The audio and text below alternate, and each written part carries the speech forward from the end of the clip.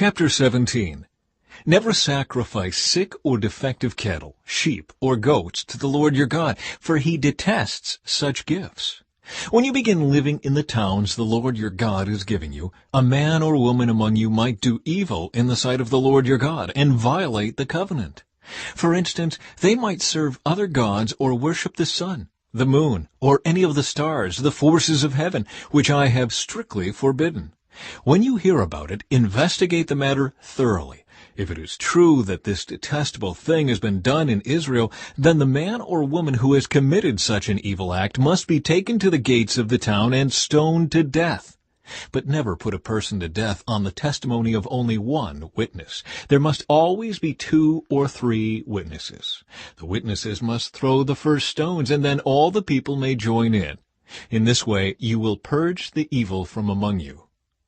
Suppose a case arises in a local court that is too hard for you to decide. For instance, whether someone is guilty of murder or only of manslaughter, or a difficult lawsuit, or a case involving different kinds of assault.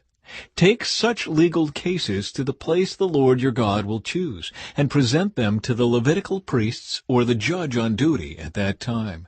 They will hear the case and declare the verdict. You must carry out the verdict they announce and the sentence they prescribe at the place the Lord chooses. You must do exactly what they say. After they have interpreted the law and declared their verdict, the sentence they impose must be fully executed. Do not modify it in any way. Anyone arrogant enough to reject the verdict of the judge or of the priest who represents the Lord your God must die. In this way you will purge the evil from Israel. Then everyone else will hear about it and be afraid to act so arrogantly. Guidelines for a king. You are about to enter the land the Lord your God is giving you. When you take it over and settle there, you may think, we should select a king to rule over us, like the other nations around us. If this happens, be sure to select as king the man the Lord your God chooses. You must appoint a fellow Israelite. He may not be a foreigner.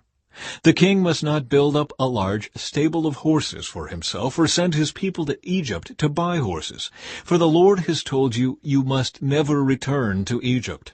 The king must not take many wives for himself, because they will turn his heart away from the Lord. And he must not accumulate large amounts of wealth in silver and gold for himself.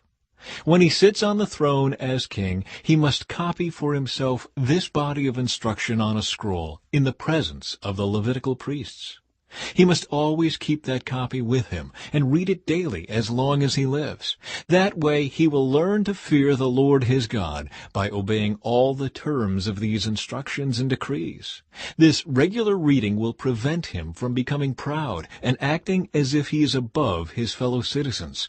It will also prevent him from turning away from these commands in the smallest way. And it will ensure that he and his descendants will reign for many generations in Israel.